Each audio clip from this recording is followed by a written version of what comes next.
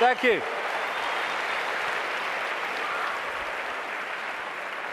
I've changed my smelly shirt for, I think, a very appropriate color for this last section, actually. Smelt like a wrestler's jockstrap out there, I tell you.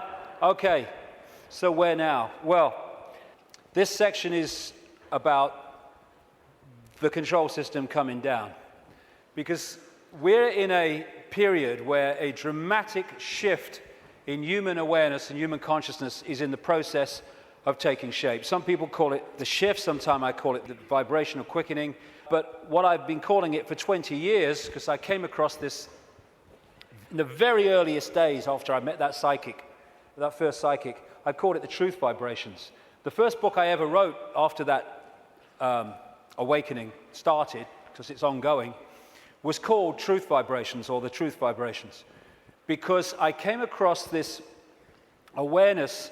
There seemed no evidence at the time, my goodness, that there was a vibrational change in the process of coming. I understand it more now, mind, and we'll get into it, but I had no idea then. And what it was going to do was act like a spiritual alarm clock, and it was going to wake people up. It was going to wake people up from this slumber, this coma that we've been in for so long. And also, my goodness me, as this truth proved to be true 20 years on, that it was going to bring to the surface all that had remained hidden. That the truth was not only coming out, it couldn't be stopped from coming out, because this vibrational change was bringing it to the surface. Like I say, 20 years ago, awakening, new consciousness, what? Truth coming out? Oh, you must be joking. 20 years on, my goodness, look at it.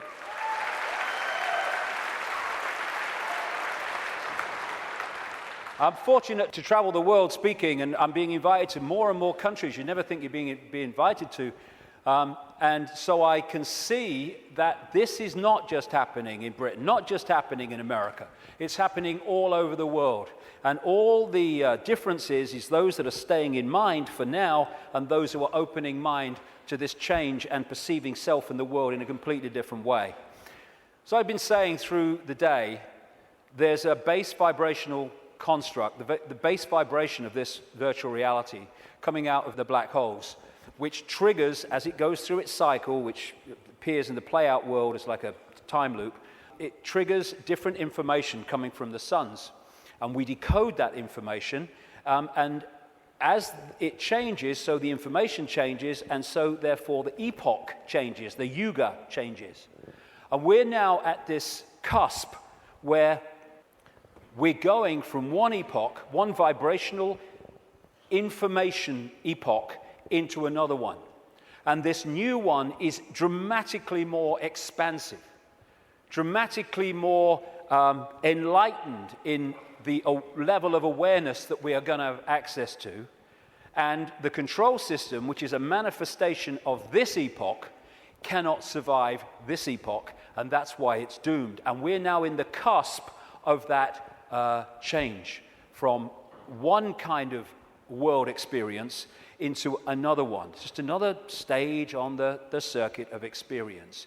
And so, while for a few years yet, it's not going to seem like the control system's going down, because it's going to be throwing everything at us, because it's going to be desperate, there is no way that our children, young people, and grandchildren are going to live out their lives, as appears to be the case now, in an Orwellian, fascist, global state.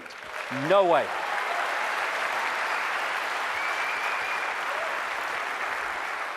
This changing epoch, changing information is starting to be activated within the Earth grid and, of course, within the human grid. This new information is starting, for those that open themselves to it, instead of stay closed in density, because if you stay in a dense state, then these higher vibration energies are not going to impact like you if you open yourself to them and connect with them.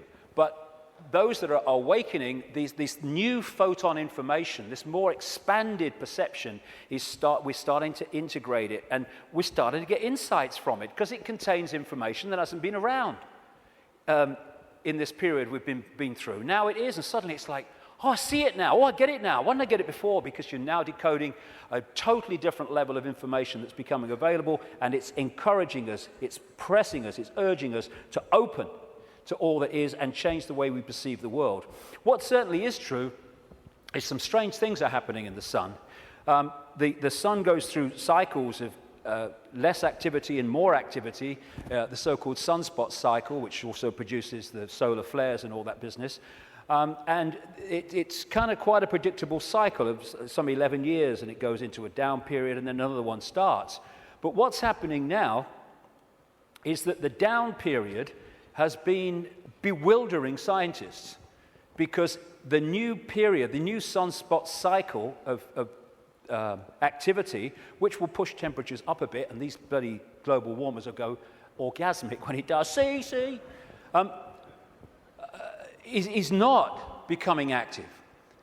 There is no one, this is something I read in a scientific magazine, there is no one alive today, or nearly alive today, who has experienced a down state of sunspot activity of the kind that we've been through in the last few years. This is where temperatures have been falling.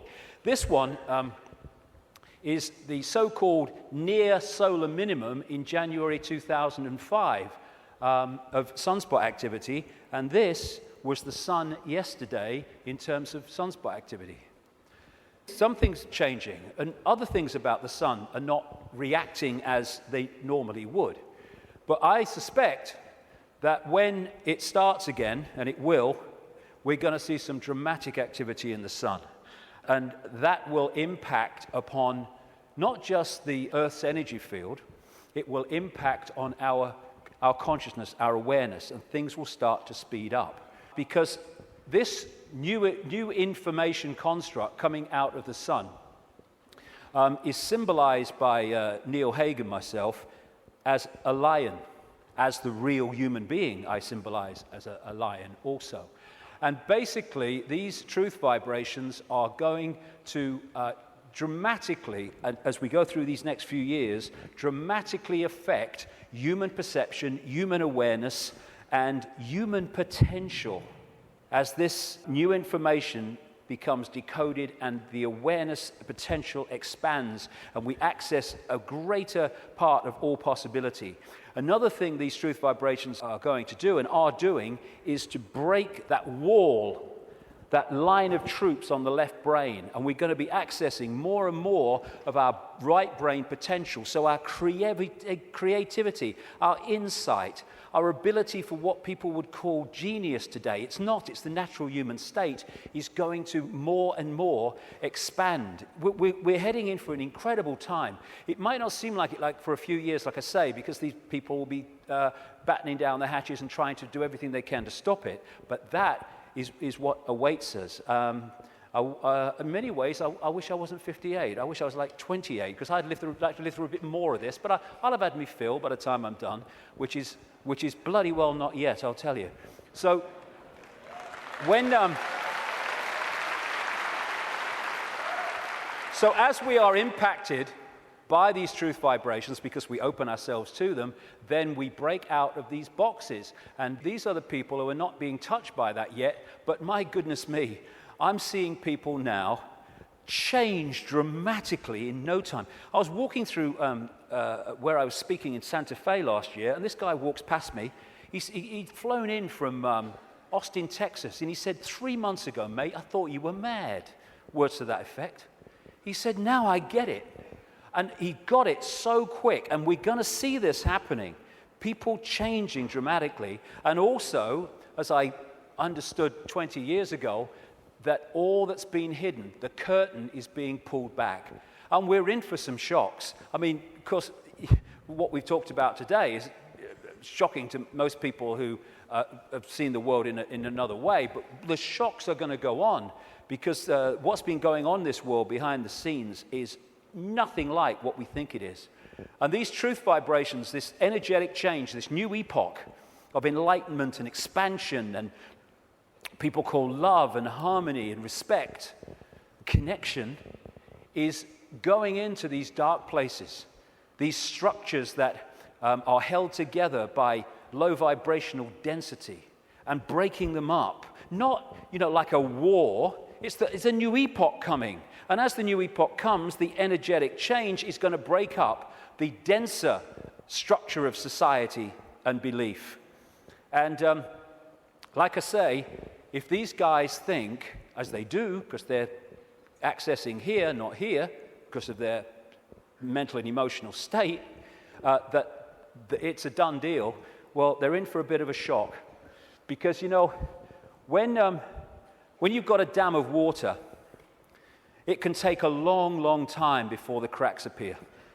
But from the cracks appearing to collapse can be a very, very short time. And already, if you look from this perspective, the cracks are appearing. And the first crack is when people say, I've had a freaking belly full of this. I ain't taking this anymore. Then the cracks start to appear. And what we're going to see in the next 10 years is this control system, increasingly as the years pass and these truth vibrations get more powerful, we're going to see this control system come down because a new awareness is being breathed into this reality, and a control system based on suppression of awareness therefore cannot survive that change. Now, another perspective on why the control system is going crazy now. As I say, they can see down what we call a timeline further than we can when we're in this reality, because they're in another reality looking in. So they could see, they don't know the scale of it because they can't get out here where it's being orchestrated from, and they couldn't get here. But they can get a feeling, and they have had an awareness that this energetic change was coming and how it could potentially affect the slaves in terms of waking them up. It is absolutely no coincidence whatsoever that it is now, of all times, in this experience within this reality, when these truth vibrations are manifesting themselves and quite demonstrably changing the way people perceive self in the world, that this control system is at its peak in trying to suppress humanity, control humanity. It's absolutely in sync because this moon matrix can only influence human perception if humans stay within its vibrational frequency, within its hack.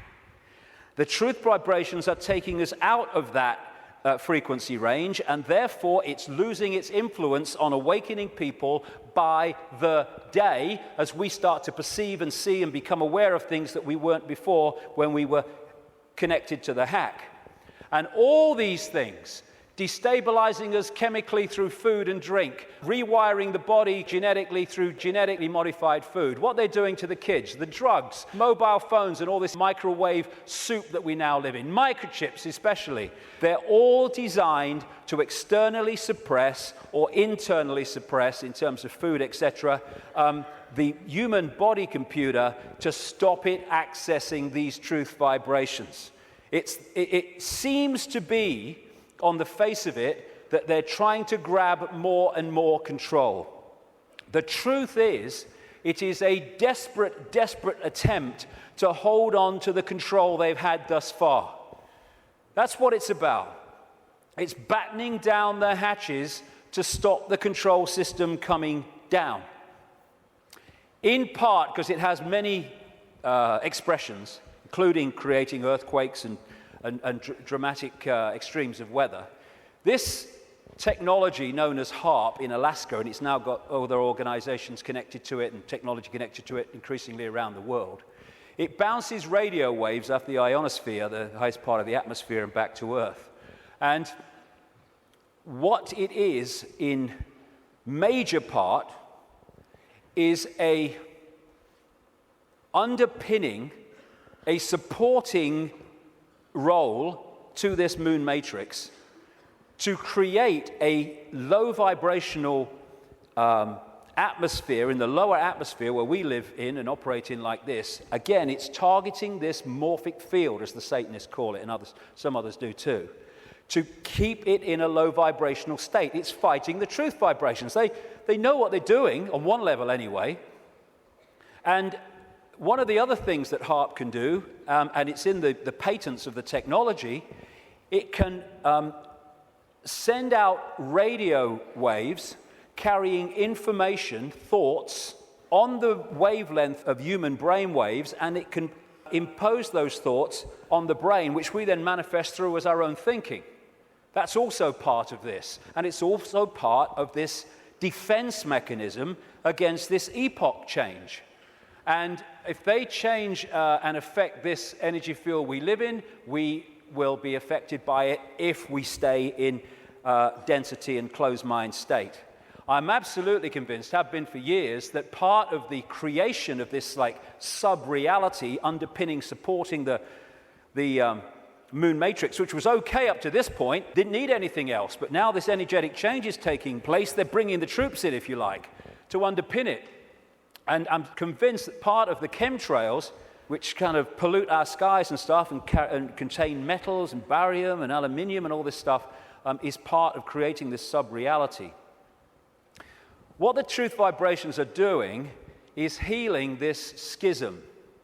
It's part of what it's doing. And the schism has been this distortion in the metaphysical universe, the waveform information construct, has been playing out into the holographic play-out world for, what would you call it? Eons, for as long as we can remember.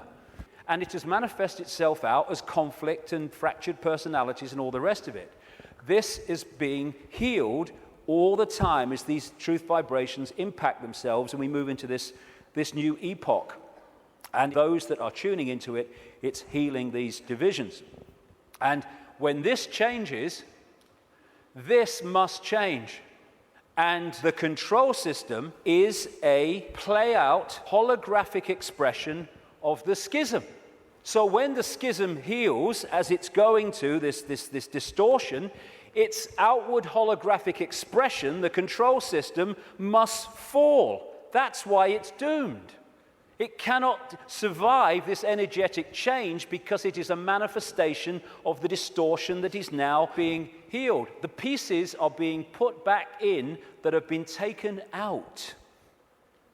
A totally new era is in the process of moving into human experience, and this control system, it's doomed, and all its expressions are doomed. Not doomed like, let's have a mass bloody murder, mass killing, all the rest of it.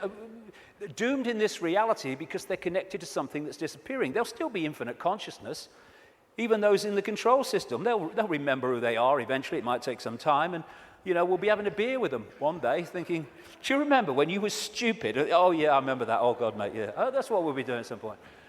So this epoch change is moving from a sense of division, left brain, where it sees everything as apart from everything else, sees everything in terms of structure and apartness. We're moving from that perception as this energetic construct changes to a perception of what comes from expanded consciousness and awareness, which is we're all one. We're all expressions of the same one consciousness, which again makes racism ridiculous, ludicrous, insane, the height of ignorance. And as the schism, the distortion is healed, so other expressions of the distortion will become what we call history. The police state, the energetic wars, once we're really in to this expanded awareness, the very idea of going to war. We have laws because of the distortion, because of the epoch we've been going through. We don't need laws in the state of awareness that we're going into, and our children and grandchildren will go even more into. You don't need to say we have a law against murder when murdering someone would never even enter your psyche. You don't need environmental protection laws when harming the planet because you know the planet and you are one anyway would never occur to you. You don't need these things. Laws are there to suppress overwhelmingly, but also expressions of laws are to try to mitigate for the distortion that manifests itself in distorted behavior. The idea of anyone going hungry in a world of plenty in the epoch we're entering, never even conceive it. You mean they used to let people starve? That's this mentality that we're moving out of, and we're at the cusp now of this change, which is a very interesting place to be. We're going back to that. We're going back to being connected to what we really are. And of course, 2012 is much talked about and will be more talked about as we get closer to it. I have a different view on that. You know, I should be saying, given I've been writing about these truth vibrations for 20 years, I should be saying, see, 2012 told you, yeah. No, I'm not saying that, actually. I think 2012 is a diversion. By 2012, yes, things will have moved on.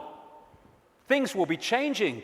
Amazing things will be taking place. There'll be big challenges, and there'll also be big, wonderful things starting to manifest by 2012 compared with now. But there'll be more so in 2013, more so in 2014, more so in 2015. This is an ongoing process as we move through the cusp out of one era, epoch, energetically, information, into another one. And so by the time it reaches where it's the natural state and the old epoch has gone altogether, you know, it's going to be down the road.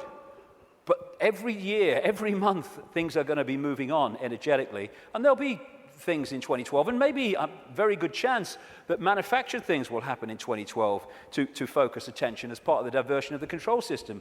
It's quite possible that that will happen. But I don't see 2012 as some epoch-changing year.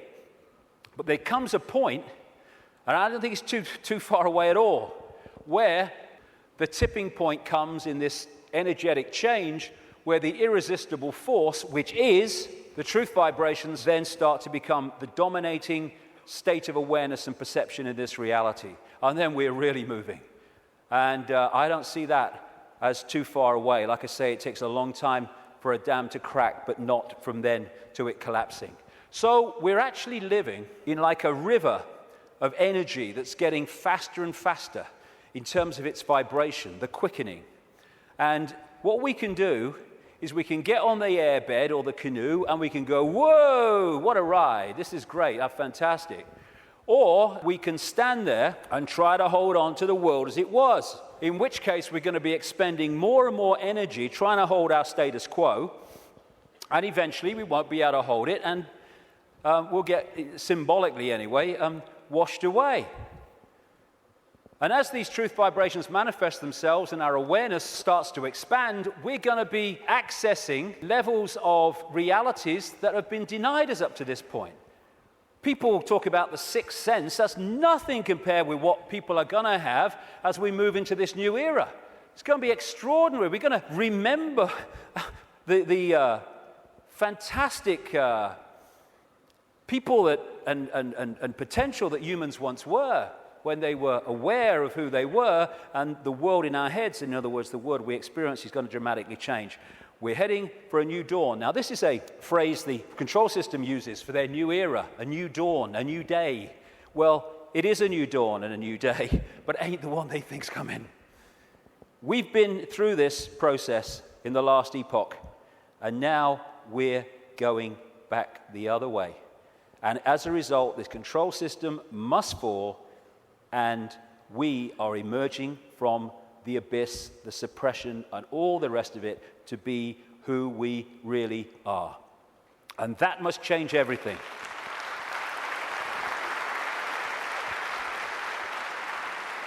Einstein said, you cannot solve problems with the same level of consciousness that created them.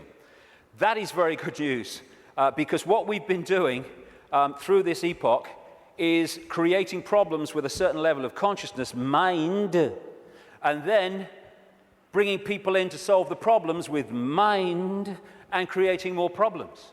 Now we're in this change where we're expanding consciousness, expanding awareness, and suddenly that cycle of problem and and more problem, and it's unsolvable. There's no way out of this. Suddenly, it's a piece of cake. Look, it's so simple. Fantastic time we're going into, but the next few years are going to be challenging. It's breaking the spell that the moon matrix and its supporting technologies and manipulations has had on the human mind. You know, we don't have to find enlightenment. We are enlightened. What we need to do is remove the barriers of belief and perception that we've thrown around ourselves that keep us from that enlightenment. That enlightenment's never gone away. It's over here. It's saying, I'm over here. I'm over here. And this is what a major role the truth vibrations are doing, because they're the quickening. They're breaking up these dense energy fields, and as they do, suddenly we're connecting with levels of awareness that we didn't realize. We've been in a trance all this time, programming perception because of that. And it connects through the reptilian brain. So let's disconnect from the reptilian brain as part of breaking the spell. It feeds us fear. It has to, constantly. Fear this, fear that. Insecurity, anxiety. That's what it's doing to manipulate our perception and hold us in a low vibrational state, therefore the moon matrix. So one of the ways that we can, just on a daily basis, is disconnect from the lizard brain, and therefore what it's connecting us to is to, simple thing, don't count to 10, count to 50. And if you're still wound up and about to hit somebody, count another 50. Because what the reptilian brain does is it doesn't think, it reacts. That's why it's so fast. It doesn't have to think, just reacts. Now, the other parts of the brain, like the neocortex, they think things through, so it takes longer than the reptilian brain. This is why we react to something, reptilian brain, and then maybe a minute later, 2 minutes later, maybe half an hour later, the visual cortex has thought this through, and we go, oh my God, I overreacted, didn't I? Did I really say that? Oh my God. That's what, it's the reaction system, reaction. And if we can stop reacting, emotional reaction and all that stuff, because, you know, we're manipulated so much through the reptilian brain reaction system. It's not problem, think it through, do a bit of research, see what you think, discuss it a bit, solution. It's problem, reaction, solution. That whole process of mass manipulation is done through here. So when we're faced with a situation, and I'm talking to myself as much as anybody here, you know, I'm not cross-legged on a mountain saying, hey, here I am. No, I'm talking to myself as much as anyone else. When we're faced with these reaction systems, whether it's because of a world event, whether it's because something in our lives, if we can just go, okay, I don't like this. 1, 2, 3, 4, 5, 6, and eventually the reptilian brain loses its power because it's a reaction power. And once the reaction's gone, it's lost its power. And we can think things through. And if we stop reacting through the reptilian brain, then we are massively disconnecting from the moon matrix. And as these truth vibrations change the nature of this energetic control of the human collective mind, the hive mind that we've been connected to, then its expression, this structured world, the way we work. And, you know, my brother said to me once, what's it all about, Dave? He said, you get up in the morning, you go to work, you come home, you have your tea, you watch telly a bit, and you go to bed. You get up and you go to work. I mean, look at it. It's the way it is, the way it's structured. It's slavery because it's so limited. And I've talked to people once, the last time I spoke at the Oxford Union, I was talking to some students. They could not perceive a world in which there wasn't a hierarchical structure of government because there would be chaos. That's the left brain at work. And people, when you think, look, this world is crazy. It's not serving people. People are serving it. That's what we are. We're slaves to a system. Politicians are slaves to a system. They go into the system. They think they're going to change it. The system changes them. And therefore, we can't perceive left brain, old epoch, that actually there are other ways of living, of interacting, other ways of providing food and warmth and what you have, other ways of living life than this drudgery. But as we expand our awareness, then other ways of interacting will become very obvious to us. Blinded by belief, believe. This is one of the control system's greatest weapons to control the human psyche. Get them to believe something. They don't care if it's this religion or this political belief or whatever it is. As long as you believe something powerfully, then they got you. Because belief builds walls around itself, repels all borders that challenge that belief, and suddenly you're living your life on a postage stamp or a dot. And your true ability to perceive in an expanded way is gone. You've given it up to the belief. This is how it must be. And once you have a belief, like a religious belief, then there are rules and regulations. Walls go around the belief. If you're going to be one of us, you must believe this. You can't believe that because they believe that, so you'll be one of them if you believe that, and all the rest of it. Here we go. We're all possibility. What are we doing having rigid beliefs when we're all possibility? Religion is mind. And there are many expressions of religion, not just going to church. There are many religions of the mind of various kinds that don't appear to be, but they are addictions of the mind. It's mind. You must believe this. There is one possibility. What's that saying? There is one possibility. That's how mind thinks. Consciousness, there is one possibility. You're having a laugh, darling. So religion, as we know it, is not going to survive this epoch change either, because it's an expression of the last one.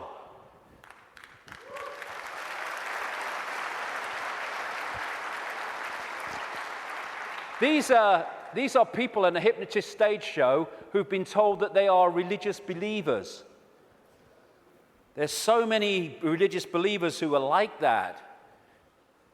There's so many prisons of the mind, religious belief, racial belief.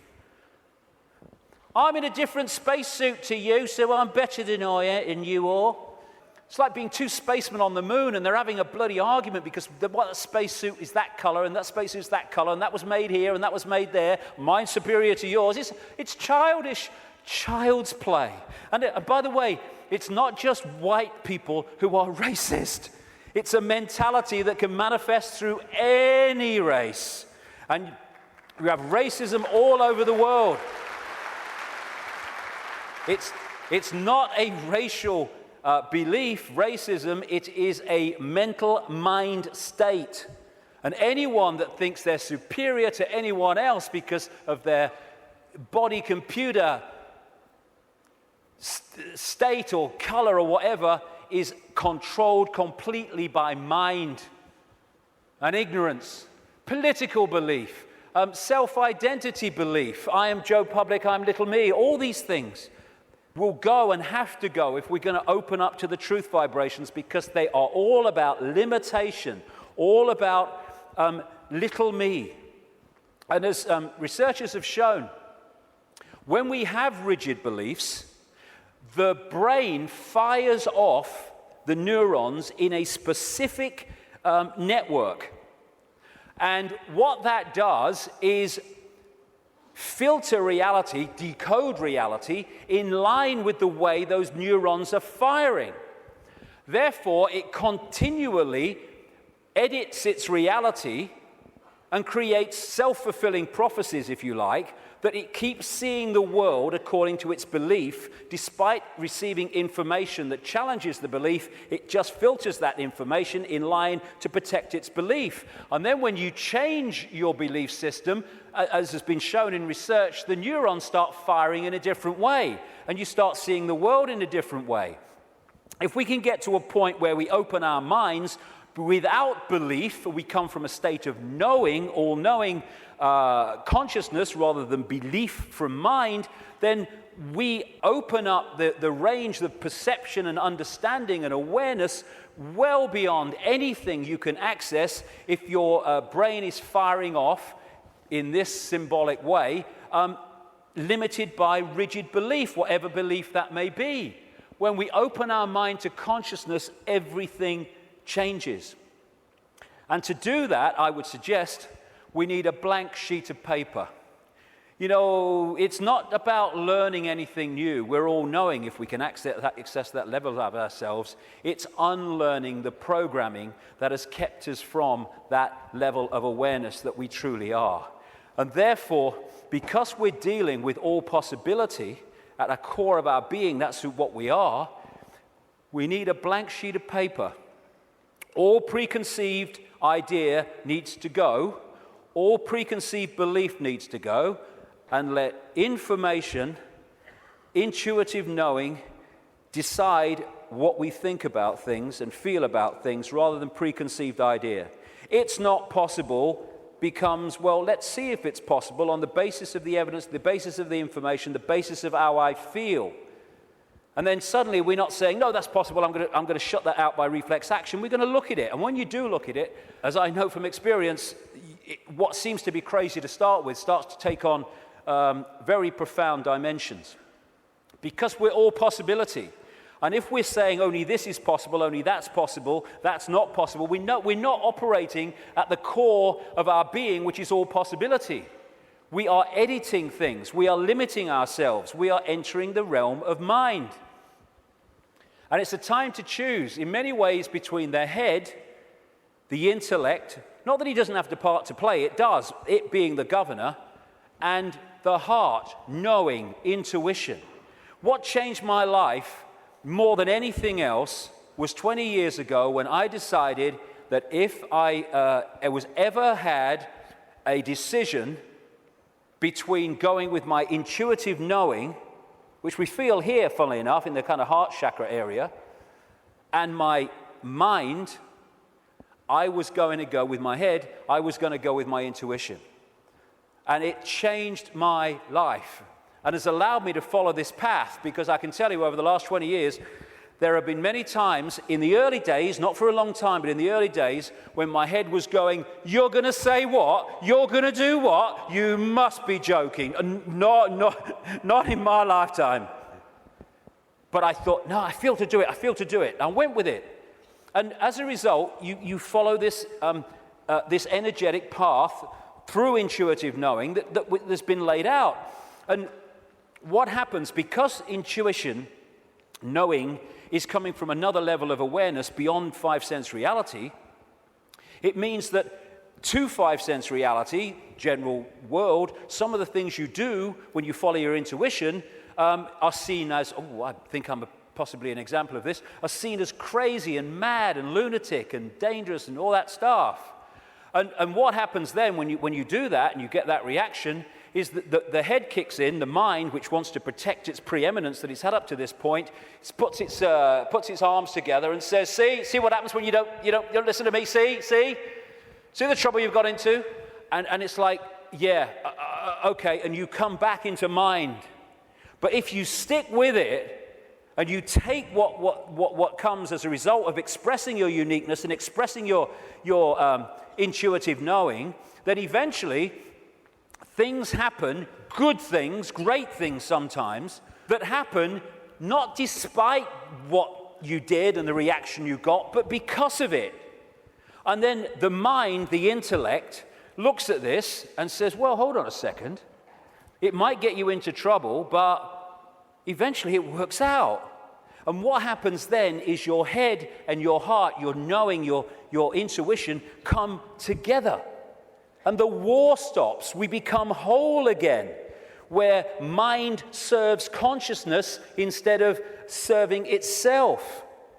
And it's years and years, I say this honestly, since my intuition and my head have had a problem.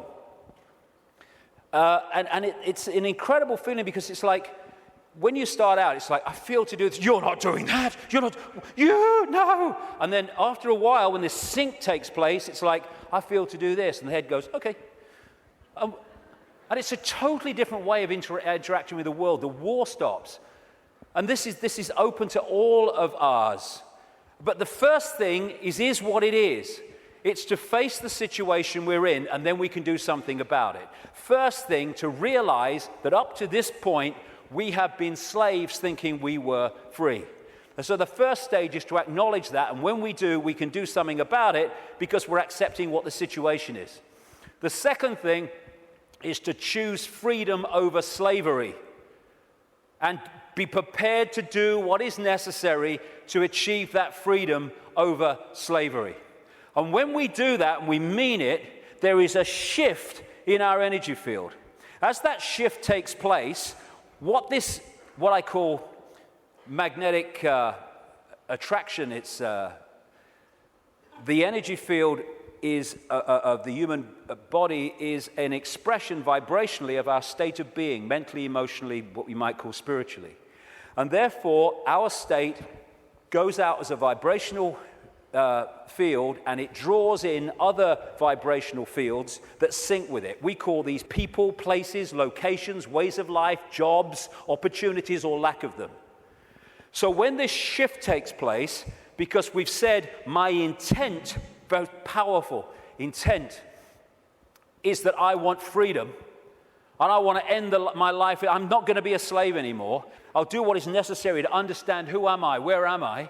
Suddenly this energy field shift takes place, and we start drawing in new people, places, locations, opportunities, etc., that are syncing with the new vibrational state as opposed to the old one. And at this point, and I experienced this big time in the public eye, we experience this shift as our lives falling apart. Partnerships may end. We may lose our job. We may change location. We may, like me, undergo massive ridicule. But what if we understand what's happening?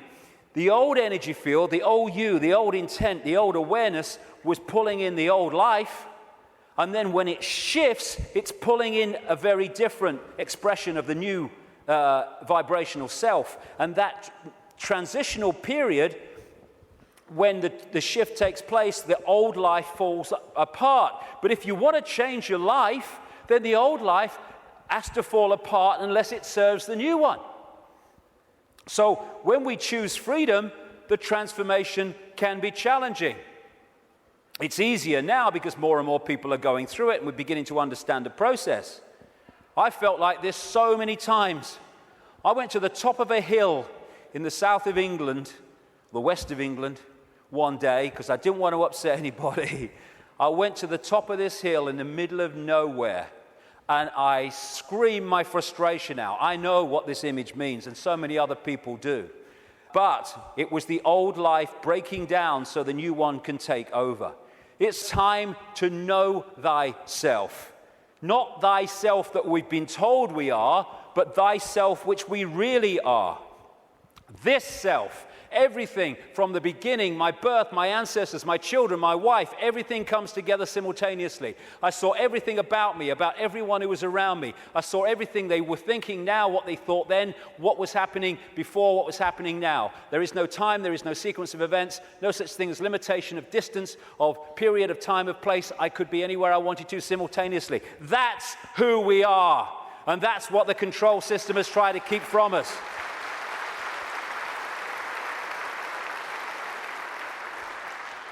Now, the way to go most powerfully with this change is to stop identifying who we are with what we are told we are, little me.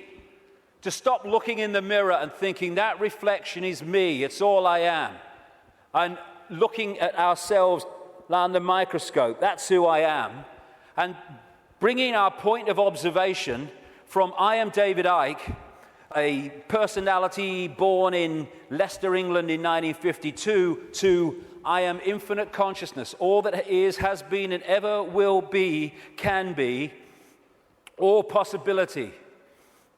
Infinite love, having an experience through this lens into this reality that they call David Icke.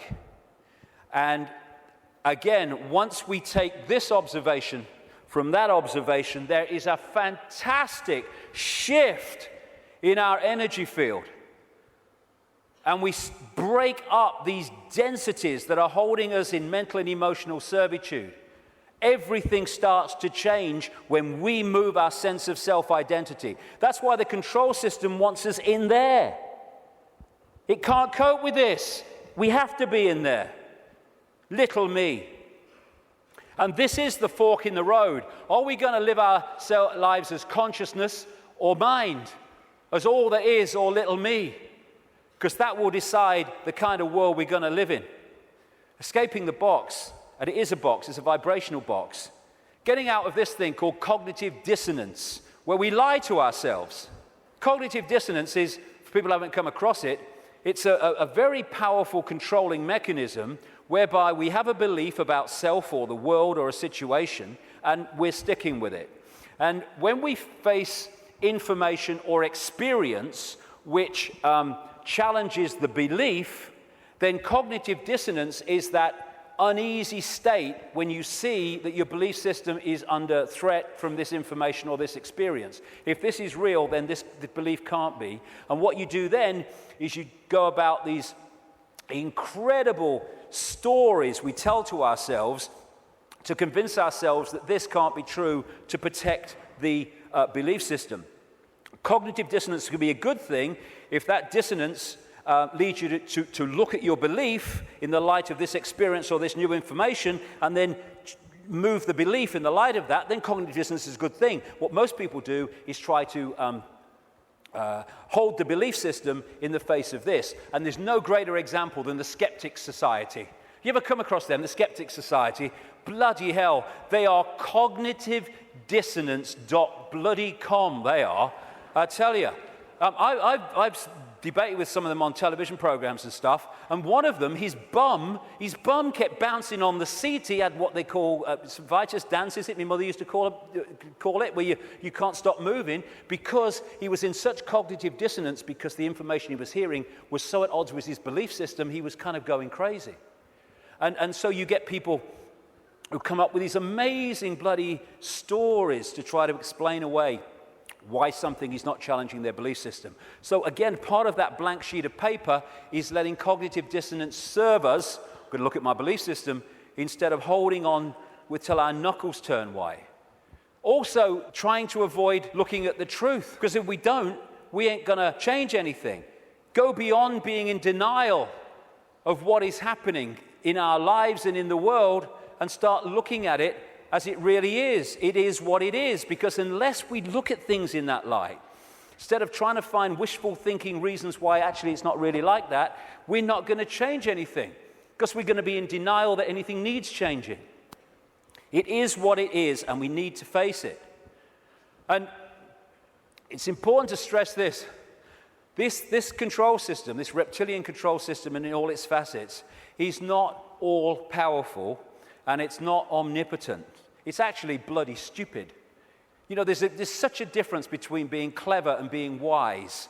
It's very clever to build an atomic bomb, but it's not wise to do so. There is a difference between the two. And these people are very clever, but they're stupid. And cleverness without wisdom is the most destructive force on earth, which is why that's what they are. They have only managed to control humanity because they put us in a smaller box than they're in. Because of their mental and emotional state, fear, wanting to control because of fear and all the rest of it, they are in a vibrational box. They can't access any higher levels of awareness because of their mental and emotional state that's holding them in density, and their fear. Their fear is being passed on to us through this collective mind. So the only way that they can manipulate and control us is by putting us in a smaller box than they're in, and that's what the suppression of knowledge and awareness and consciousness has been all about. But as we open ourselves to the true nature of ourselves, we can move well beyond any area that they can access. So just because they're technologically advanced intellectually, it doesn't mean they have power over us and they're omnipotent and all-powerful. They're not. They're desperate. Desperate because of the numbers of them to the numbers they're trying to control. And the other thing, I use this analogy a lot, is, like I said earlier, we don't have to find enlightenment. We just have to open our programming to the enlightenment we already are. And it's a testament to the magnificence of what we really are, that this control system has had to throw everything at us. Look at it. All these facets, the food additives, the electromagnetic pollution, the programming through the media, the suppression of education, the suppression of science, all this stuff, they have to throw at us to keep us in servitude. It's like, I use this analogy, if you want to put a ball floating on a tank in an unnatural state, which is where we've been, you have to push it down and you have to hold it there. Because its natural state is floating on the surface, you have to hold it there, because the moment you let it go, zoom, it's gone into its natural state. And symbolically, we've been held on the bottom of the tank by all this stuff that's thrown at us from cradle to grave. And the fact that it needs so much to hold us in this suppressed state shows the magnificence and genius that we really are, we once were, and will be again. When I say we, I mean what we call humanity. So as the control system's ability to do that is unraveled, and this is happening, then we're going to go to the top of the tank again, not by finding enlightenment, but by removing that which is keeping us from it.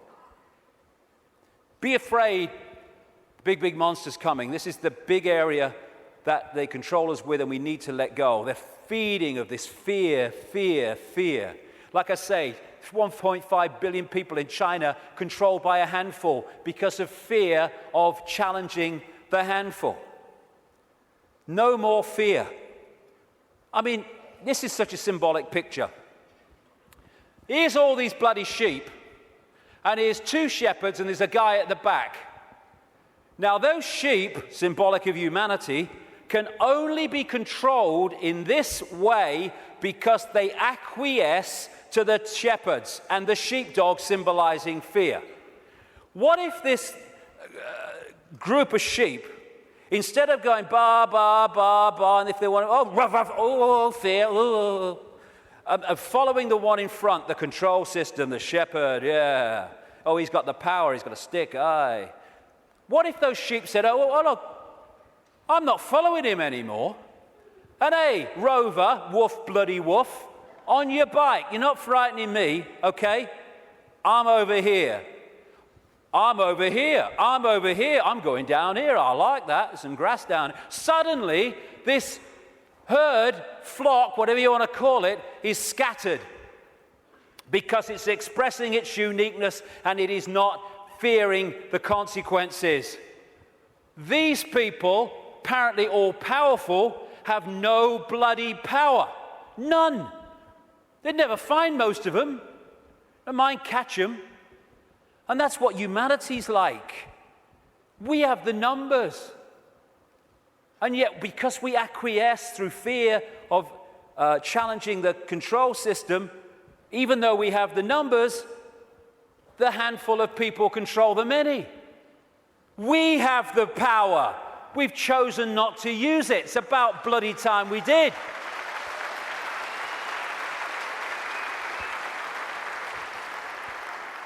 God, the answers are there in front of our eyes.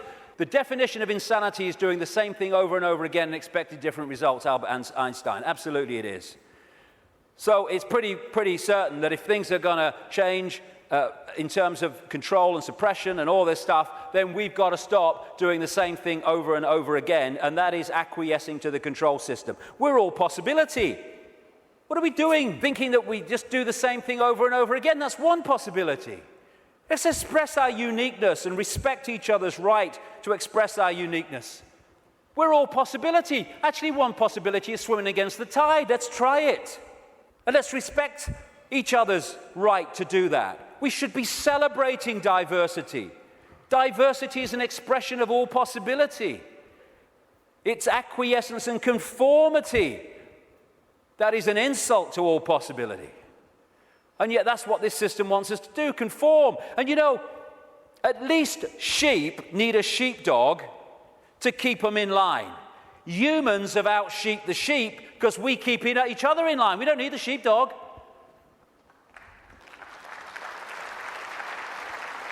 We have sheepdogs called parents and teachers and politicians and peer pressure. When we're thinking of expressing our uniqueness, we're not thinking, oh, what will George Bush think or what will Barack Obama think? No. We're thinking, what will my mother think? What will my father think? What will the neighbors think? What will my mates think? What will the people at work think? In other words, what will other people who have chosen to live in this sheep pen think of me getting out of it? It's like sitting in a cell and you find a way out through the door, and instead of another prison warder coming along to stop you getting out, the other prisoners jump on you. That's what we do.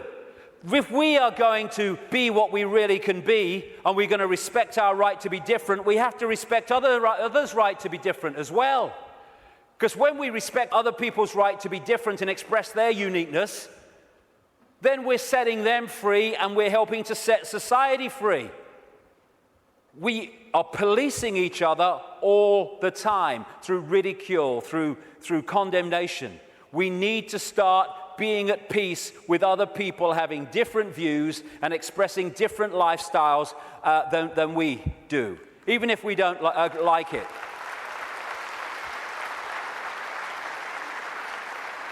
This breaks up this sheep policing the sheep.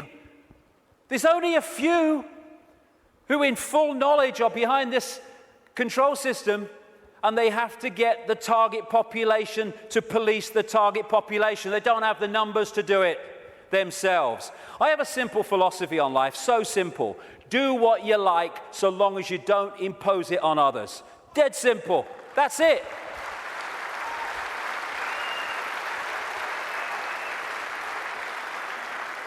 And I've heard people say to me, that would be anarchy. What about people murdering each other? Well, I think that murder could just about constitute imposing your will on another person. And when you think about that simple philosophy, it overrides all law, need for law, if we live that. We don't need laws that say don't murder when you wouldn't impose yourself on another person. But we can do this. You know, if Henry Kissinger wants to sacrifice George Bush, be my guest as long as you both agreed. Because when you leave the body, you'll feel right prats and you might learn something in your eternity. I get interested when they want to impose things on other people that don't want those things imposed upon them. That's what the control system's trying to do. That's why I'm interested. But express ourselves as long as we're all agreed. And we don't impose it on other people. We have this either or. Someone wants kind of a rave or something, and some people don't want to be affected by all the noise and disruption. And so we say, they can have it, they can't have it. It's either or. Any society that was conscious would say, okay, we can sort this out, okay? They don't want the noise, fair enough, understand that. They want to have a party, a rave, a good time. Okay, now, let's find a place where they can have what they want that don't disrupt anyone else's life. So they can have their experience that they want and no one else is affected. Everyone's a bloody winner. This is either or. Someone must win, so someone must lose, so someone could win. Old epoch consciousness. Winner, winner, win, win. That's the new consciousness. I stand upon my desk to remind myself that we must constantly look at things in a different way. You see, the world looks very different from up here. You don't believe me? Come and see for yourselves. And it does. When you move your point of observation, the world looks so different. When we break out of constantly scanning the world from a single point of observation, so everything looks the same. From a higher point of observation, things look very, very different. And we can break out into infinite consciousness. Clear our minds. That's another thing, another layer on the onion. It doesn't matter. My goodness me, how we make things matter that don't matter. And it clutters up our mind, it clutters up our emotions, and holds us in low vibrational servitude. I have a thing I call the deathbed perception. You're lying on your deathbed, well, your body is, you're not, and you've got 10 minutes to live. Tell me, looking back at your life, what mattered. You know, in 2004, when that guy cut you up at the lights, and you got out your car and you screamed abuse, and he got out and wanted a fight, does that matter now? No.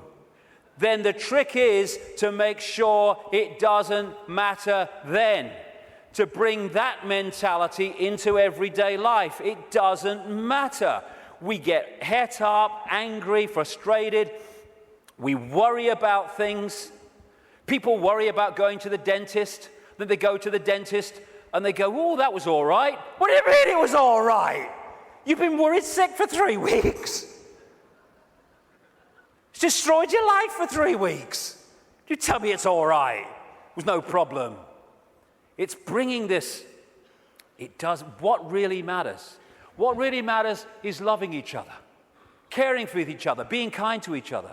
What matters is expressing our true magnitude of infinite genius, not acquiescing to meaningless things that we take so bloody seriously. How many things do we look back that got us really het up, frustrated and angry, and we look back, it didn't really matter, did it? Well, don't let it matter then. That's the thing. And then there's what I've long called combing the mirror. Combing the mirror is a crazy thing because what happens is you want to change your hair, so you comb the mirror. Funnily enough, your hair doesn't change. What you have to do is comb your hair and then the mirror reflects it. And this so-called out there world is like the mirror. It's not even out there. It's a projection of in here. If we're going to change this apparently out there world, we have to change in here. It's like if this is a movie screen, and I don't like the movie, so I'm going to stand here and I'm going to hurl abuse at the movie screen. Nothing's going to change. I've got to go back to the projector and I've got to change the reel, and then this will change because this is just an outplaying of that. And the Illuminati control system is delighted, indeed encourages us to believe that we can change the world, if you like, and our lives out there. They want us to comb the mirror because they know nothing's going to change. This is where things change, and we connect with this at what we call the subconscious mind. And it's in the subconscious mind that we interact with this waveform construct. The conscious mind experiences the play-out holographic world, the decoded world. So this is where we have to change things. Because by the time it hits this screen, this holographic decoded world, it's like the movie on the screen. It's a done deal. You ain't got to change that now. Ain't got to change this now. We have to change it before we decode it into experienced holographic reality. There are some people I've been reading, they say 98% of human decisions are made by the subconscious mind, the unconscious mind. I would go further. I'd say 100% of human decisions are made by the unconscious mind. What the conscious mind does is experience them. But the conscious mind can interact and work as one with the unconscious mind if it starts to understand the way reality works. How do we understand what's going on in the unconscious mind so therefore we can play a part in changing that? By what I call the language of life. The play-out holographic world of experience is a mirror of the information construct, in other words, our unconscious mind in many senses. And the way it plays out, the language of life, as I call it, tells us what's going on in the unconscious. And therefore, we can play a part together, unconscious and the whole of self, in changing and clearing out what is happening in the unconscious, which is playing out in the experienced conscious holographic world. For instance, do things keep recurring in our lives over and over and over again? You'll never guess it's only happened again. Well, why is that happening to you over and over again and not happening to him at all? What is it within you that's manifesting this? What is it telling you? What is the language of life telling you by what you're now continually experiencing? Why don't things work in your life, but they work in this person's life? What is that telling you? What is it about you that's making it not work? What is it about them that's making it work? The language of life. And you can start to read this. And it's about taking responsibility and saying, oh, God, I'm so unlucky. Nothing ever happens to me. It's like taking responsibility, power. Why is this happening to me? What is it about me that means this is happening to me and not to them? It's the language of life. He's talking to us. For instance, one of the things that totally bloody controls human experience is a desire for outcomes. We're all possibility. If we live as all possibility, our true self, then we're flowing. We're flowing with life. We haven't got an outcome because we're all possibility. We flow where we want to go and we flow where life takes us. Once you have an outcome, I want this, then you have pinned yourself to one possibility. And if that possibility doesn't happen, then you're in a state of disappointment. Even though you're all possibility and you can flow anywhere you like, I'm this what I want to be. And it's like a door. And people go through life and they're going, bang, bang.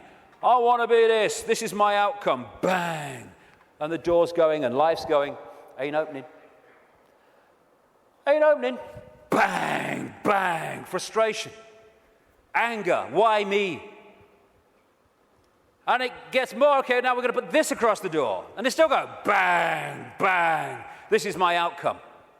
And then all the time this is going on, over here, there's a door swinging open saying, hey, come through me, no problem. Oh, no, I want to be this. Bang. And we go through life, and the door doesn't open, and that one's saying, over here. But because we have an outcome, it means it controls our life. And like I said earlier, and suppresses our life. I don't have an outcome. I don't have an outcome. When I get up in the day, I don't have an outcome. I don't have an outcome in my life. I just go where it takes me.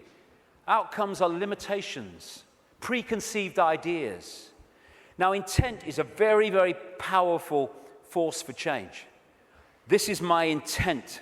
That energy goes out there, and through what I call vibrational magnetism, it draws towards us what we need to do to achieve that intent. Not when there's an R in the month, and every now and again, every time.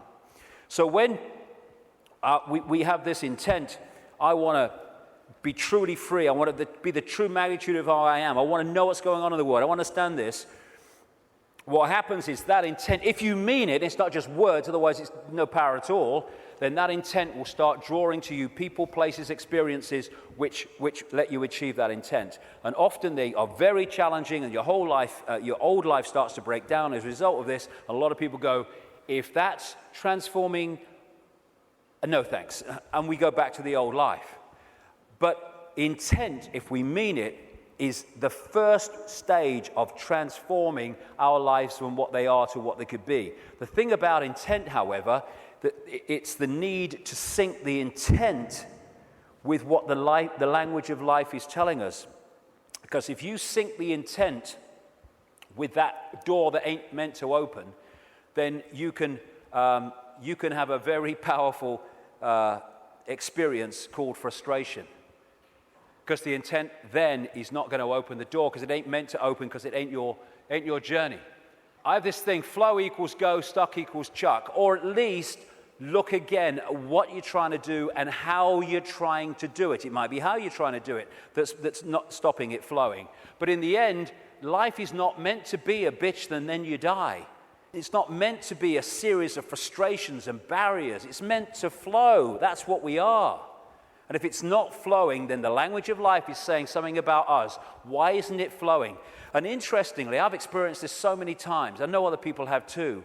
Once you acknowledge what the experience you're having is, maybe one you don't like, is saying about you, you acknowledge it, you bring it to the conscious, boom, there's an energy shift and the problem disappears. The pain in the arse in your life goes out. Because you've acknowledged it, you've read the language of life, and therefore you don't need to experience that anymore and come to that understanding because you have, and it's gone. Taking responsibility is a very, very fundamental part of this transformation. Carl Jung, the Swiss psychiatrist, said, people will do anything, no matter how absurd, in order to avoid facing their own soul. And not taking responsibility is the absolute epitome of giving your power away. When we say it's all your fault that I'm in this situation, whether it's collectively or individually, what we're saying is, I don't have power over my life, you do. Taking responsibility is taking your power back and saying, okay, I'm taking responsibility for this because I have the power to change it. They're not responsible for it. They're just the language of life speaking to me about my responsibility. Therefore, I'm not going to play the blame game. This is my responsibility and I'm going to deal with it. And when we do that, we take our power back and we can change things instead of going through life as a victim of other people's circumstance, which means we're powerless. That's little me. And we ask ourselves, why me? Why am I going through this experience? Well, through the process of vibrational attraction, vibrational magnetism, an expression of us is going out, and an expression of us comes back in the form of people, experiences, locations, jobs, everything. So therefore, what we're putting out is what we're pulling in. Why me? Because we're creating it. Bad luck, good luck, no such thing. Why do some people win? Some people lose. Because some people pull that in, some people pull that in.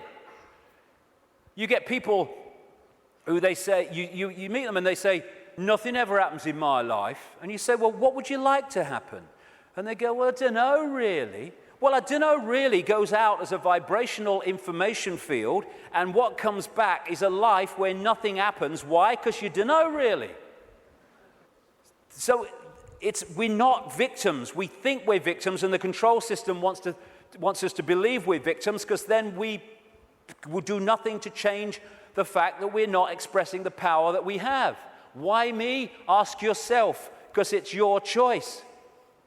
It's your choice and my choice in the sense of there's not some guy with an AK-47 on some other dimension saying to our consciousness, get in that body or I shoot.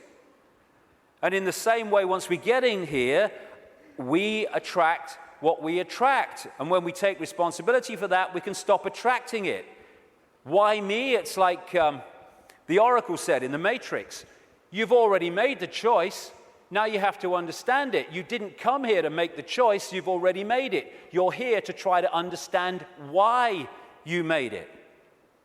And as the message from the psychic 20 years ago said, arduous seeking is not necessary. The path is already mapped out. You only have to follow the clues. We are guiding you along a set path. If we get caught in mind and the limitations of mind, then we can not go along that path. Because mind is telling us, oh, no, you don't do that in this world because you have to do this and you conform and all the rest of it. The difference is that when we make the choice of the path we want to journey on in this reality, in what we call a life, we're doing it from this perspective of perception. When we're trying to understand why we made it, we're doing it from this level of perception. So this sees it on one level, and this is going, I'd agreed to this, you must be having a laugh. Never.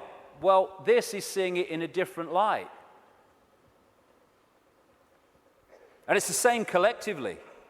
Why us? Why are we here at this time now as this cusp of change is going on? Same thing. You've already made the choice, now you have to understand it. You didn't come here to make the choice, you already made it. Now you have to try to understand why we made it. Instead of complaining at the situation we're in, and again, this made the choice, this is trying to understand it. Once you break out of this into this, you then start to understand it, because you see what we're experiencing from a totally different perspective. For instance, this sees, in the journey down the symbolic river, this sees the next turn on the river, no further. This sees the whole river from source to sea. So this is seeing an experience in the moment that this is having in a completely different way to how this is seeing it. For instance, you're going down the river on a canoe, it springs a leak. You paddle across to the bank and you sit there and you're angry and you're frustrated. Why me? Why am I so unlucky? And then some guy comes across and says, hey mate, you were so bloody lucky. There's a bloody waterfall around that next turn. And we can even override that through intuition. When we intuitively access this, we intuitively know, no, I'm going to stop for the day here. I'm not going to go any further today. And this might be saying, oh, we can go further. I'm not going any further. And so many things we can be protected from by following our intuition. Why are we here collectively? We're here to break the spell. We're here to break the spell on the human collective mind. What a great thing. What a great thing to play a part in. To break this spell and to stop this human experience becoming this. And in the next few years, like I say, they're going to throw everything in desperation, like the cornered rat, trying to hold on to a control system that's falling. This is where we're going to need to have this perspective of I am consciousness, I'm having an experience, because that will make it so much easier as we go through this transformation and challenge, because if we're in this world and of it, those people are going to find the next few years very, very difficult. Because they will not have a perspective of what's going on, except everything's going crazy, and my God, what's going to happen next? This is a great line from a song. Freedom's just another word for nothing left to lose. Isn't it amazing how when you no longer have anything to lose, the butterfly emerges? Because it's fear of loss that keeps us in servitude so much. And when you've got nothing left to lose, suddenly all that's left is freedom. And that is going to be a very powerful experience that a lot of people are going to have in this next period of challenge as this cusp moves on. Just when the caterpillar thought life was over, it became a butterfly. It's amazing that when you're in, so many people have told the story that it was in their lowest moment of despair that boom, something emerged and transformed them. Nothing left to lose, freedom. Okay, I'm waking up, so what do I do? Well, I would suggest that we all stop making bloody excuses. You know, we can all come to the conclusion that there's this control system and it's doing this, and what about the children, and what about the grandchildren, what's going on? And then the list of excuses why we actually can't do something today. Well, there's a game on, and I've got to do this, and I've got to do that. Nothing is more important than focusing on what is happening, because everything comes from that. What can we do? We can refuse under any circumstances, no matter what the frickin' laws and the pressure and the imposition, we can refuse not to have the right to express our freedom of expression. Refuse under any circumstances to shut up.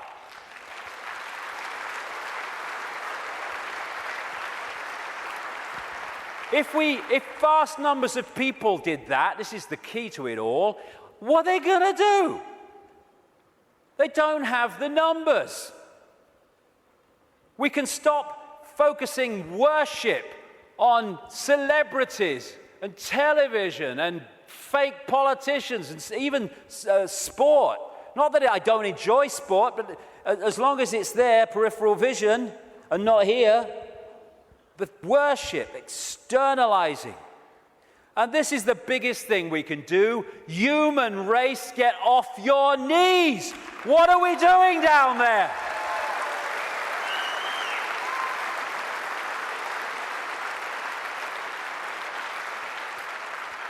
What are you doing? You're all that here's as it been and ever can be. Where have your bloody knees for? Well, I'm only little me. No. If we get off our knees, the control system's over. Martin Luther King said, a man can't ride your back unless it's bent. And then there's the people in dark suits and uniforms. Hey, you got children and grandchildren and families as well. What are you doing serving a control system that wishes to impose a fascist date on your families?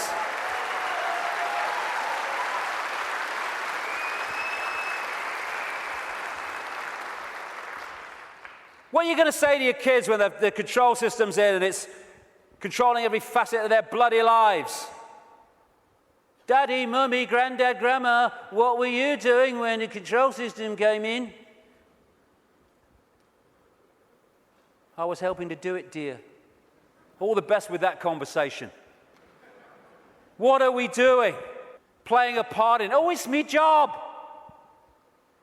Well, get a bloody another one then. We got to do this to our children because it's my job. What can we do? We can cease to serve the control system in uniform with a gun in our hands. We can do that.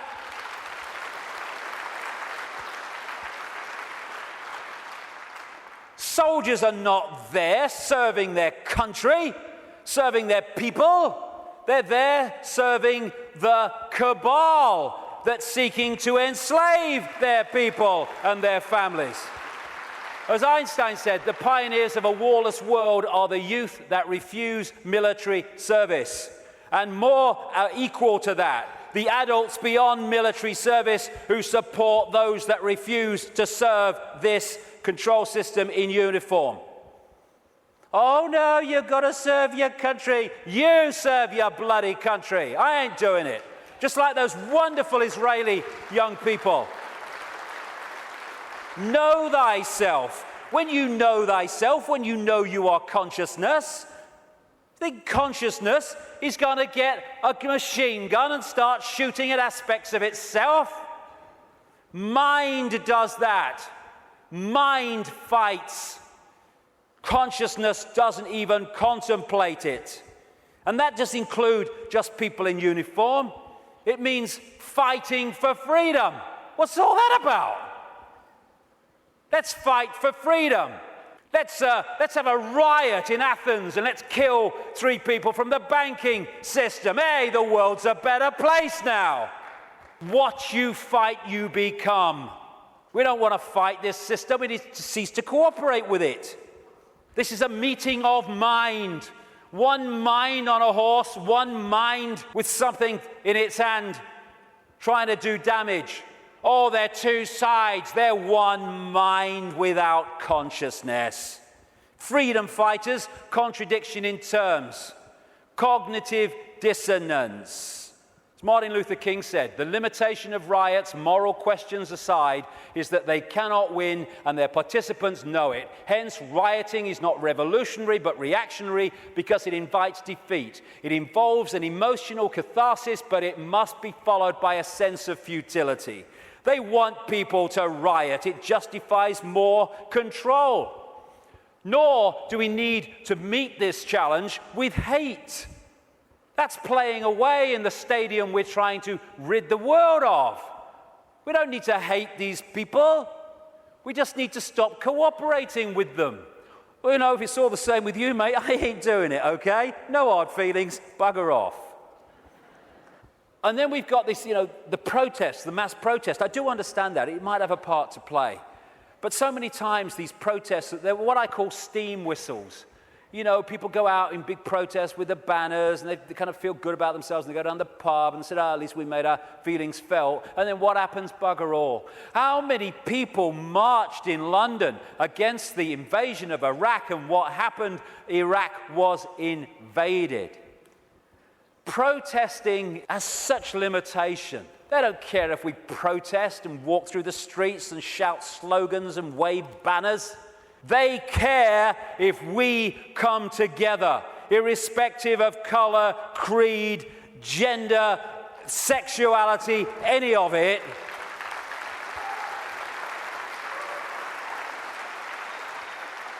Put our differences aside and unite behind what affects us all and all our families.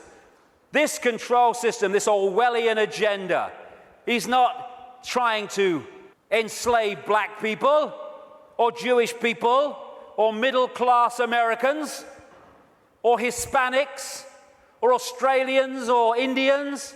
It's trying to enslave all of us. And what it wants to do is divide the target population against itself through these fake, ridiculous fault lines of race, religion, income bracket, so that we divide and rule the target population and they can pick us off one by one. They are terrified of us putting down those fake fault lines and coming together and uniting behind what we should all believe in: freedom for all, irrespective of who we are. Injustice anywhere is a threat to justice everywhere. Someone else's injustice is our injustice, because if we allow injustice there, eventually that injustice will come here anyway.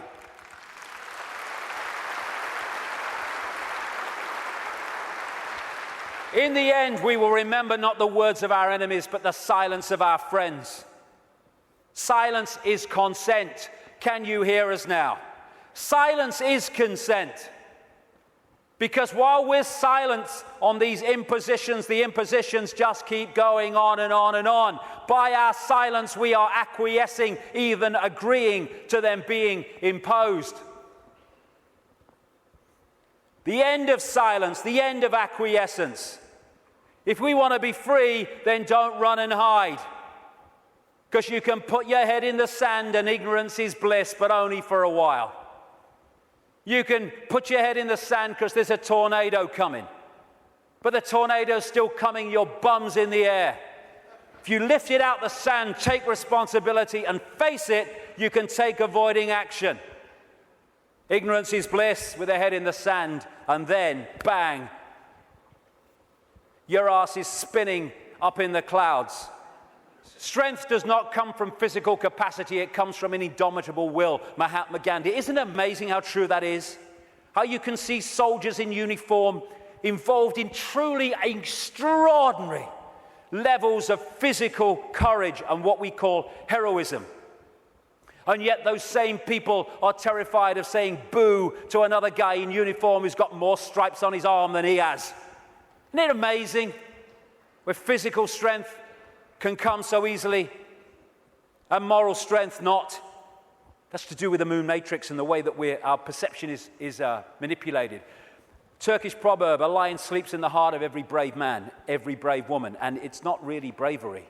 When you let go of fear, you don't need bravery, you don't need courage. Courage is overcoming fear. When you let go of fear, because I'm all that is, has been, and ever will be. What's the worst that can happen to me? I leave this physical body of limitation and I become all that is, has been, and ever will be, in full awareness that that is what I am. My God, I'm terrified that that might happen. I don't know how I'm going to cope with the terror of thinking that might happen. Know thyself. Again, recurring theme. Know thyself. We are consciousness. What is there to fear? Death? There is no death. Just putting the telescope down. We can meet this with fear. Oh my God, the police state! Or we can treat it with the emotion it deserves.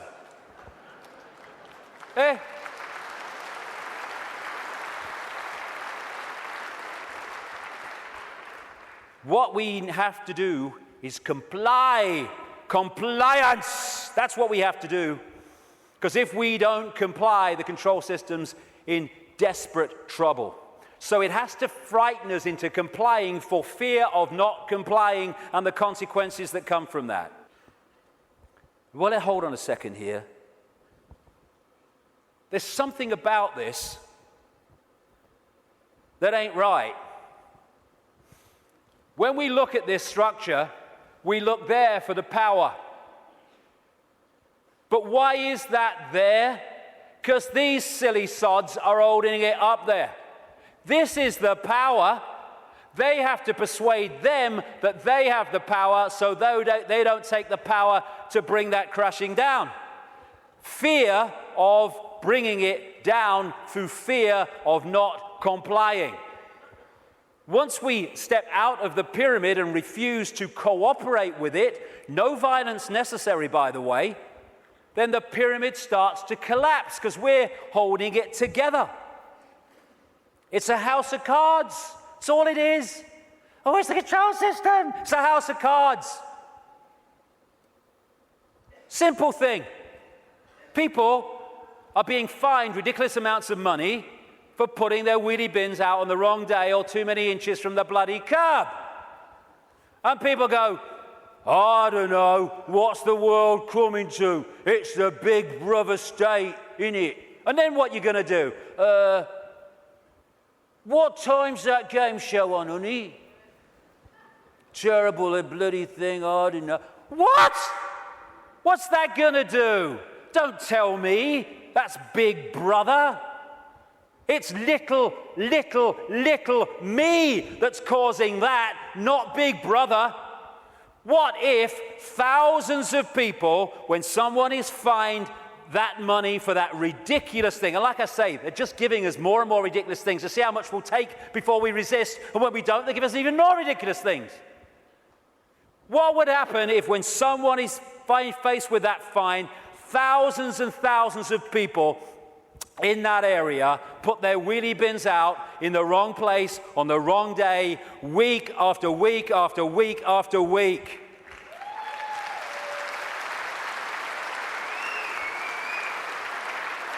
The system couldn't cope. We have the numbers. And I see this, your vote is your voice, be heard. Bollocks it is.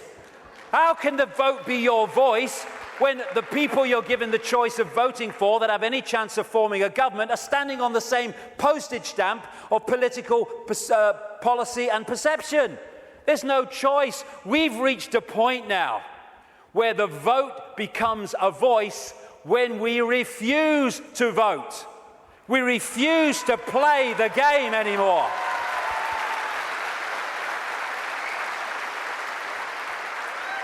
What would have happened at this recent election, this farce, if tens of millions of people had said, we've had a bellyful, we're not voting, it only encourages them? We are not voting because we're going to make a statement that we know this system is rigged and we're having it no more. What would have happened in these days that have passed since that election? The whole focus of the media and everything would have been, bloody hell, what's going on? Why this mass refusal not to vote? Now we've got a debate going. Now we're looking at why people haven't voted because the system is rigged. Now the system has to bloody start to change because it's lost its credibility. But instead, the majority trotted along to vote because they said, well, if you don't vote for them, they might get in. It doesn't matter. They're masks on the same face. So what if they get in? Same thing will bloody happen. Comply. No. No, no. Not if it's enslaving me and my children and imposing on my freedom. Comply, leave your home now it's foreclosed. No, no, no. Let's follow this through, shall we? Millions of people in the world are losing their homes, being foreclosed, and ending up homeless. Let's follow this through. Why have you lost your home, my friend? Because I can't pay me mortgage. Why can't you pay your mortgage? Because I lost my job. Why did you lose your job? Because the great banking collapse, they can't get this, they can't get my company went bust. And who's taking your home away and saying you've got to leave? The banks that caused the fricking problem. And we are leaving? What are we doing? What are we doing?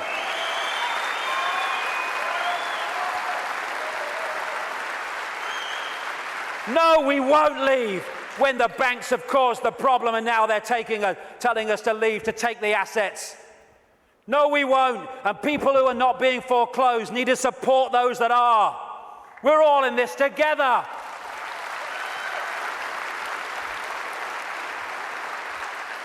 Compulsory vaccinations. No, no, no.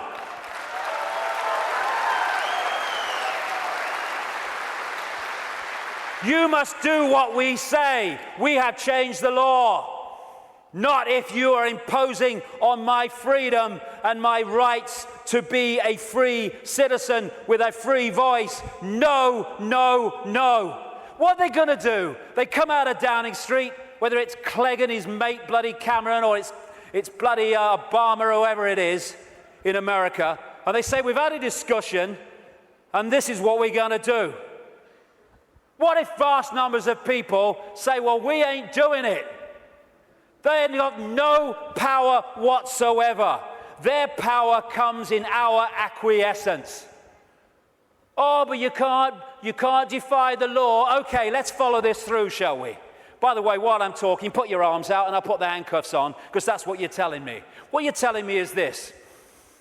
We have no say in laws that are passed. And then we have to obey those laws. Well, okay, forget freedom then. Okay, what if they passed a law that says we take your children away? Would you obey it? Well, no. So there is a line then. There is a line. It's just where is that line? And if a law does not respect human freedom, it does not respect human justice, it doesn't respect fair play, we should not be acquiescing to those laws. We should be refusing to acquiesce.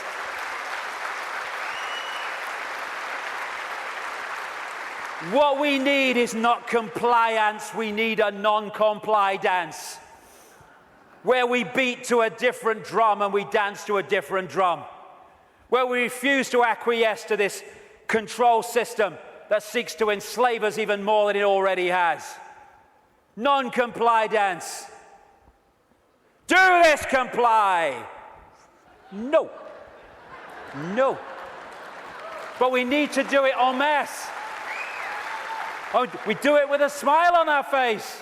We're consciousness, all that has been, ever will be. Why shouldn't we have a smile on our face? And smile and feel for these people who are enclosed in mind trying to enslave us. But we need to do it en masse. Because if we don't do it in numbers, then people get picked off. That's what's happening. I am all that is, has been, ever will be. You cannot grant me my freedom. It is not your gift to grant me my freedom or take it away, because I am, we all are freedom.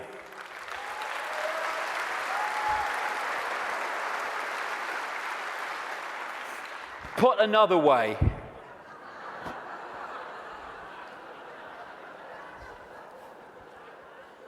what would infinite consciousness do? Move perspective, little me, all that is. What would infinite consciousness do in the situations that we face, as against what would mind do? If it's not right, don't do it. If it's not true, don't say it. Absolutely right. You know what would change the world overnight is if we as a human race started doing what we knew to be right and just in the circumstances that we face, instead of making those decisions as so many people do and have long done on basis of what is right for me in this circumstance that I face. Okay, the just thing to do might not be in the moment the best thing to do, but it's the just and right thing to do. And if we started doing what we knew to be right when we're faced with these decisions, as opposed to what we perceive is right for us in the moment, although doing what is right for us in the eternity, then everything would change. If we want a world of peace, then be peaceful. It sounds trite, it sounds simple, but it's devastatingly profound. That's what we need to be with each other. You know, we have people going on anti-war marches who are hurling abuse at each other in their relationships and stuff like that. If we war with each other, then the collective version of that is warring collectively. If we want peace, let's be peaceful. If we want a world of kindness, then let's be kind. And it must come, for goodness sake. It must. If we're all kind to each other, we live in a kind world. Martin Luther King said, cowardice asks the question, is it safe? Expediency asks the question, is it politic? Vanity asks the question, is it popular? But conscience asks the question, is it right? There comes a time when one must take a position that is neither safe, nor politic, nor popular, but one must take it because it is right. And when enough of us take that stance, everything changes. The revolution is not a revolution of weapons, it's not a revolution of fighting, it's not a revolution of hatred, it's a revolution of perception, because everything changes. I am a lion then. I'm not the lamb I kept seeing in the mirror and the world kept telling me I was. And then that expresses itself out into the true nature of who we are. And miracles become possible. We're going into the epoch of what we perceive as miracles. It's just a greater understanding of the way everything works. And the system must fail when that happens. We're being offered, the Truth Vibrations are offering us in this time, the chance to open the key to our minds, the key to our hearts, which have long been closed by so many people, the key to the freedom on a level that we cannot comprehend, because until we expand our consciousness, we cannot be aware of the true nature of what freedom is. It's not even what we perceive in this world. Enough of this suppression, enough of this slavery, enough of this enslavement of the few by the many. As the poet Shelley said, rise like lions after slumber in unvanquishable number.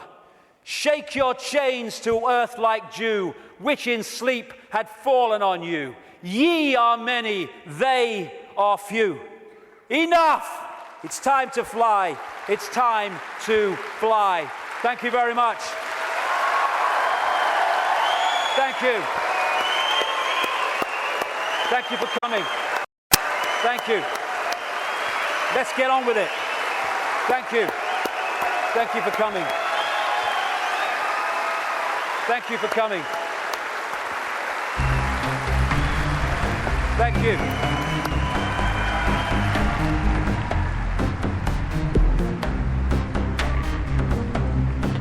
I've waited for years to see him. I've seen his DVD years ago, Brixton Academy. He's a legend. I think I fucking love him. I've been to all David's events here. This is the best one ever. It's the most original, the most passionate, and it really is the greatest. I've never seen David so charged up. I've never seen him so full of stamina, so full of energy, and so there's so much inspiration in what he's said here tonight. He doesn't pretend to be a guru or anything like that, and he admits himself he's struggling with the same, things that we are, and I think that's why he's fantastic to listen to. All of it struck a chord.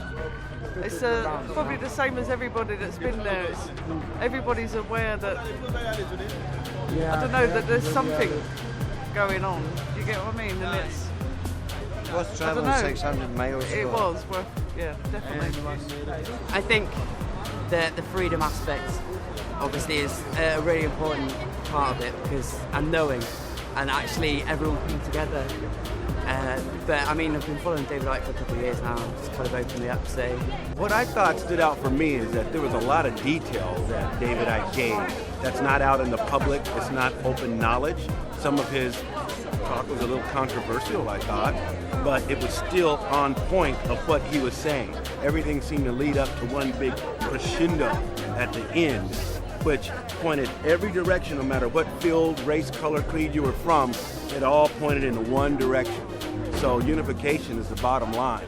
I liked the way he ended it today. It was particularly good for me. He was much more, like you said earlier, he was much more animated today, much more kind of really get up off your knees, do something, make decisions about things in your life, more ethical decisions. I think that was great. That's really cool for me. But it's great. David Icke, I love him. The main thing is that we've all got to unite together and fight for freedom and democracy and justice, and fight against the big boys who are starting to rule the world. That we have to fight the New World Order, the Rothschilds, and all the people who try to dominate us in the name of evil. We've got to stick together and fight for our freedom and our democracy. Stop all that we treasure. We watch it disappear for your moment's pleasure. We live in constant fear. You promised us justice.